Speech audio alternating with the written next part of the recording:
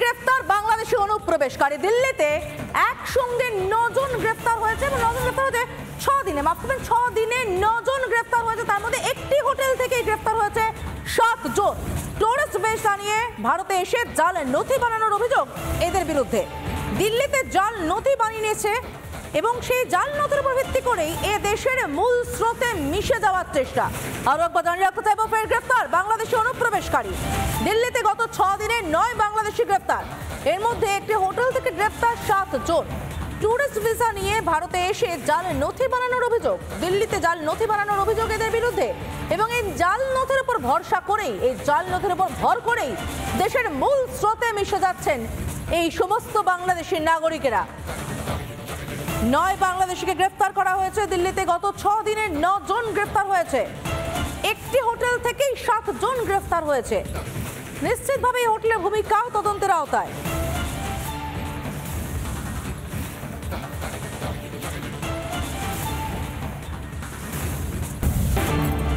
আর এই মুহূর্তে বিস্ফোরক তথ্য আপনাদের সামনে তুলে ধরবো। শেখ মুজিবুর রহমানের খুনি এখনো পর্যন্ত তাহলে জীবিত রয়েছে। শেখ মুজিবুর রহমানের খুনি এখনো পর্যন্ত জীবিত। তথ্য মারফত যেমনটা এখনো পর্যন্ত খবর, 50 বছর পর প্রকাশ্যে মুজিবের খুনি শরীফুল হক ডালিম, পরিচিত মেজর ডালিম নামে। সোশ্যাল মিডিয়ায় সাক্ষাৎকার মেজর ডালিমের। বাংলাদেশ সেনার প্রাক্তন কর্তা এই ডালিম।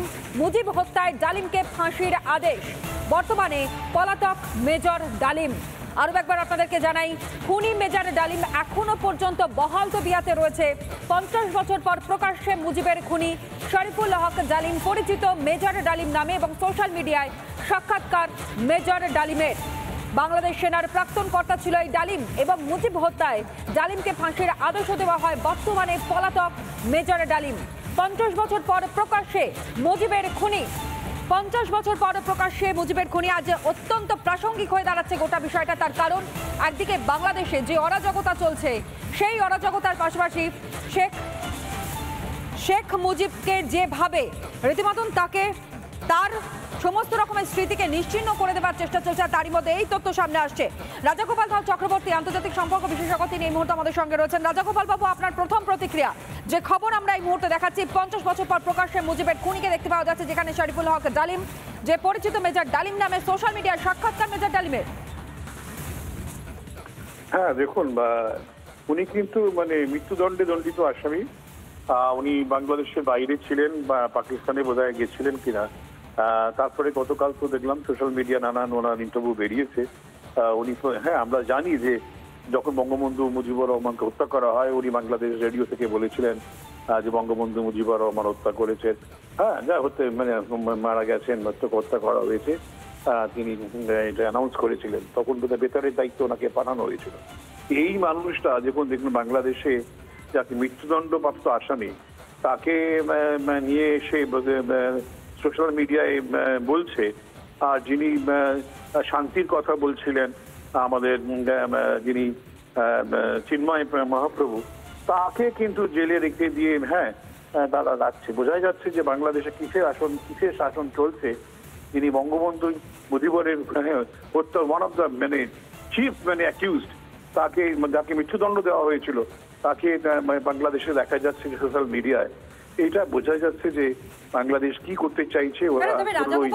শেখ হাসিনাকে ক্ষমতাচ্যুত করা, যদি আমি একটু প্রেক্ষাপটটা পরপর সাজাই, শেখ হাসিনাকে পদচ্যুত করা এবং তার পাশাপাশি আওয়ামী লীগকে যেভাবে হেনস্থা করা, অর্থাৎ কর্মী সমর্থকদের হেনস্থা করা, তৃতীয়ত মোহাম্মদ ইউনূসকে নিয়ে এসে অন্তর্বর্তীকালীন সরকারের উপদেষ্টা মণ্ডলীর প্রধান হিসেবে বসানো, পরবর্তী সময়ে বিএনপি এবং জামাতরা যেভাবে মাথাচাড়া দিয়ে উঠেছে, বঙ্গবন্ধুর যা কিছু ভাস্কর্য ছিল, তার যা কিছু অবদান ছিল, সবটা মুছে ভুলিয়ে দেওয়ার চেষ্টা, তারই মধ্যে তার খুনি সোশ্যাল মিডিয়া যে বক্তব্য, অর্থাৎ এই সমস্ত বিষয়ের প্রেক্ষাপটে দাঁড়িয়ে কিছু কি আন্দাজ করা সম্ভব হচ্ছে কি হতে চলেছে বাংলাদেশে? দেখুন, বাংলাদেশ ওরা এই মুহূর্তে চাইছে সম্পূর্ণ ভারত বিদ্বেষ, এবং ওরা মনে করছে যে বাংলাদেশে যিনি সৃষ্টি করেছেন সেই বঙ্গবন্ধু এবং তার পরিবার থেকে বাংলাদেশের পুরোপুরি মুচ্ছিন্ন করে দেওয়া। বঙ্গবন্ধুর নাম করা বেশ কিছু ইনস্টিটিউশনের নাম ওরা পাল্টাচ্ছে এবং যার খুনিকেও নিয়ে এসে হাজির করছে। বোঝাই যাচ্ছে যে বঙ্গবন্ধু বা দেশটা যিনি সৃষ্টি করলেন তার হত্যাকারীকে তারা যদি এইভাবে পর্দার সামনে নিয়ে আসে, বোঝাই যাচ্ছে যে তারা বা আওয়ামী লীগকে কতটা ভয় পেয়েছেন এবং সম্পূর্ণ মুছে দিয়ে ওরা ভাবছে যে একটা উগ্র মৌলবাদী শাসন তৈরি করবেন। এখন বাংলাদেশের মানুষ এটা কতটা গ্রহণ করে সেটা আমাদের দেখার ব্যাপার আছে। কিন্তু সরিয়ে দেবার পরে গিয়ে তার খুনির এইরকম ভাবে সামনে আসা, এই দুটোর মধ্যে কি কোনো কিছু কানেক্ট করা সম্ভব হচ্ছে না? যে কিছু তো একটা পরিকল্পনা ছিল যে কারণের জন্য এতদিন গা ঢাকা দিয়েছিল এই ব্যক্তি। হ্যাঁ দেখুন, এরা প্রায় বয়স 80 বছরের উপর বয়স হবে। হ্যাঁ, এখন উনি শেখ হাসিনা যখন চলে গেছেন তখন এরা যোগাযোগ করে উনি কোথায় ছিলেন কেউ তো জানে না। সুতরাং এরা সব থেকে কবর থেকে উঠে আসছে বলেই মনে হচ্ছে। তো এদের কি করার ক্ষমতা আছে আমি জানি না, তবে এটাই হচ্ছে সিম্বল যে যারা মুজিবকে হত্যা করেছে তাদেরকে আমরা পুরস্কার দিচ্ছি, গ্রহণ করছি। অর্থাৎ এইভাবে তারা বাংলাদেশে একটা আওয়ামী লীগ বিরোধী, শেখ হাসিনা বিরোধী, মুজিবর বিরোধী একটা জিগির তারা সারা বাংলাদেশ জুড়ে তুলতে চাইছে এবং সেই সঙ্গে ভারত বিদ্বেষ, এইভাবে নতুন একটা বাংলাদেশে জন্ম দিতে চাইছে। বেশ, ধন্যবাদ জানাই রাজাগোপাল ধর চক্রবর্তী। তিনি এই মুহূর্তে ছিলেন আমাদের সঙ্গে টেলিফোন লাইনে, আন্তর্জাতিক সম্পর্ক বিশেষজ্ঞ।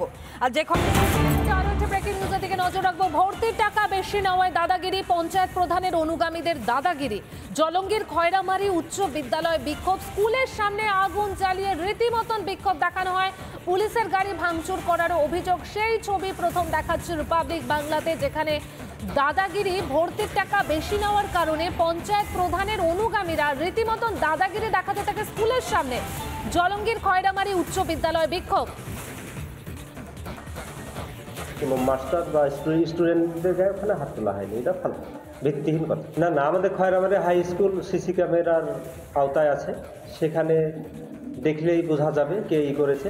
ওখানে যারা সিপিএম কংগ্রেসের চক্রান্তকারী যারা ছিল তাদেরকে বের করা হয়েছে। চক্রান্তকারী দালালরাই কিছু ছাত্রকে উস্কি দিয়ে এগুলো করছে, মারধরের অবস্থায় নাই। আমি বহিরাগত যারা ছিল তাদেরকে রীতিমতো ওখান থেকে বের করে দিয়েছি এবং সেই দিন আমি ভর্তি চালু করে দিয়েছি এবং সেখানে ছিলাম 2 ঘন্টা, ভর্তি কন্টিনিউ চলছিল, সেখানে কোনো সমস্যাও হয়নি। নানা ধরনের কন্টেন্ট দেখার জন্য লাইক করুন, শেয়ার করুন আমাদের ফেসবুক পেজ, সাবস্ক্রাইব করুন আমাদের ইউটিউব চ্যানেল। পাশাপাশি অন্যান্য ব্রেকিং নিউজের জন্য অবশ্যই চোখ রাখুন রিপাবলিক বাংলায়।